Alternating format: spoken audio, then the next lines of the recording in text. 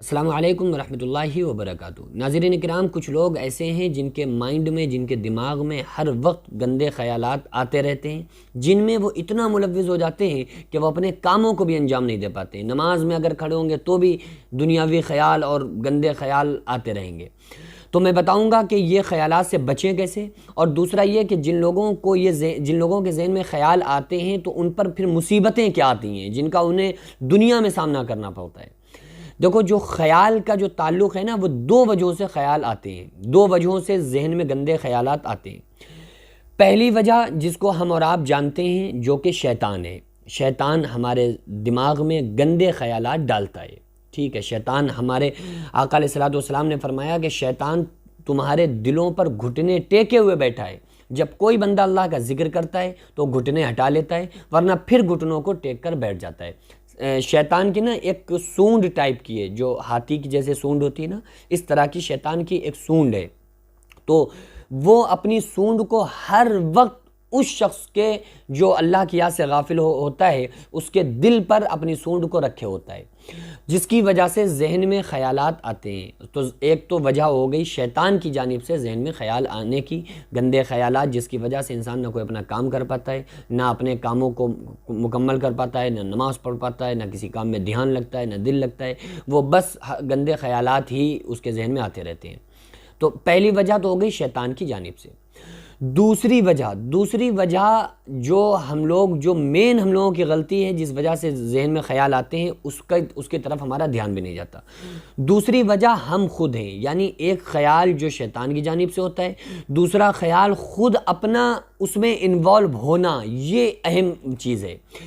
آپ دیکھیں نا کہ جس چیز میں آپ اپنے آپ کو انوالو کریں گے نا، وہی خیالات آپ کے ذہن میں آئیں گے۔ مثلا اگر کوئی انسان کہیں جا رہا ہے، راستے میں چلتا جا رہا ہے اور وہ کھانا کھانے کے لیے جا رہا ہے، ٹھیک ہے، مثلا ہوٹل میں جا رہا ہے، تو اسے کھانا ہی اس کے مائنڈ میں چلے گا۔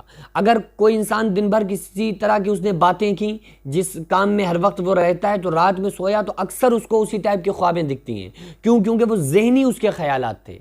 تو ذہن میں جو انسان خیالات میں انوالو ہوتا ہے، یعنی کہ جو شیطان ذہن میں خیال ڈالتا ہے، ان خیالات سے جب انسان متاثر ہو جاتا ہے تو خود اپنے اس کا مائنڈ ان چیزوں کو سوچنے لگتا ہے، تو جس میں وہ پھر پوری طریقے سے ان خیالات میں الجھ جاتا ہے، اور پھر ان خیالات سے نکلنا انسان کے لیے بہت مشکل پڑ جاتا ہے۔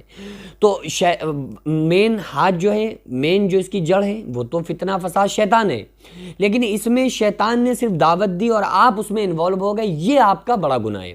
ایک مرتبہ ایک صاحب نے شیطان سے پوچھا کہ بھائی تمہیں کیا ملتا ہے کہ دو لوگ بیٹھے ہوں تو ان میں لڑائی کروا دیتے ہو، اور سر پھڑوا دیتے ہو، پولیس تھانے کروا دیتے ہو، جیل کروا دیتے ہو، تمہیں کیا ملتا ہے؟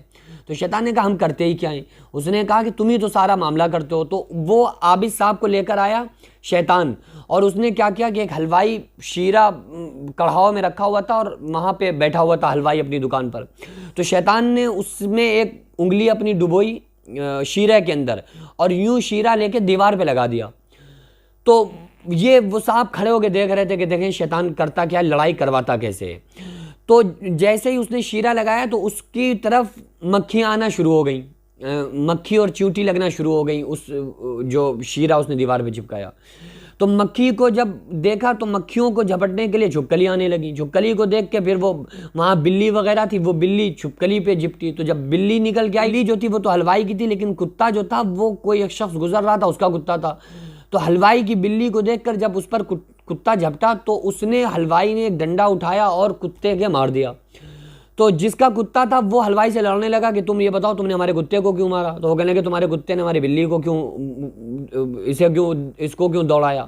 ان دونوں میں ہونے لگی خطرناک لڑائی، ٹھیک ہے، دونوں میں کے سر پھوٹے، اور پولیس نے دونوں کو اٹھا کے جیل میں بند کر دیا۔ تو شیطان نے کہا کہ دیکھو ہم نے کیا کیا، ہماری اس میں غلطی کیا ہے؟ ہماری یہی تو ذرا سی کمی ہے کہ ہم نے شیرہ اٹھا کے ذرا سا چپکایا۔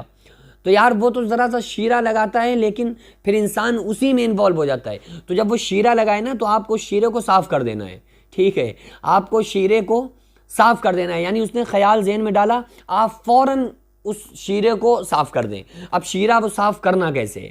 وہ جب ذہن میں خیال ڈالے، اس شیطان کی جانب سے جب گندے خیال ذہن میں آئیں تو کرنا کیا ہے؟ تو پھر آپ کو کیا عمل کرنا چاہیے یہ سن لیں۔ آپ کو کچھ نہیں کرنا ہے، صرف اعوذ باللہ من الشیطان الرجیم پڑھنا ہے، پناہ مانگتا ہوں میں اللہ کی شیطان رجیم سے۔ بس آپ اس دعا کو پڑھیں، اعوذ باللہ من الشیطان الرجیم، انشاءاللہ تعالیٰ آپ کے ذہن میں جو شیطان کی جانب سے خیال آ رہے ہیں وہ تمام خیالات سے آپ محفوظ ہو جائیں گے۔ اور اگر آپ نے ایسا نہیں کیا تو یہ خیال آتے آتے آتے انسان پھر ہر وقت اسی میں مبتلا رہتا ہے، یہاں تک کہ وہ اپنے تمام کاموں کو نہیں کر پاتا ہے۔ اعوذ باللہ من الشیطان الرجیم کی کثرت کریں اور ہر وقت اپنے آپ کو اللہ کے ذکر میں مشغول رکھیں۔ آقا علیہ الصلوۃ والسلام نے ارشاد فرمایا کہ جو بندہ اللہ کا ذکر کرتا ہے وہ زندہ ہے، اور جو ذکر نہیں کرتا وہ مردہ ہے بلکہ مردار ہے۔ دو پاؤں پہ چلنے والا وہ جانور ہے جو اللہ کا ذکر نہیں کرتا ہے۔ اللہ تعالیٰ نے قرآن مقدس میں فرمایا وَلَذِكْرُ اللَّهِ اکبر، اللہ کی یاد سب سے بڑی چیز ہے۔ تو ہمیں اللہ کی یاد ہر وقت رکھنا چاہیے، اللہ کا ذکر ہر ٹائم کرتے رہنا چاہیے۔ انشاءاللہ جو خیال آئیں گے بھی پھر اللہ کی طرف سے مدد ہوگی، وہ خیال ہمارے ذہن سے نکلتے چلے جائیں گے۔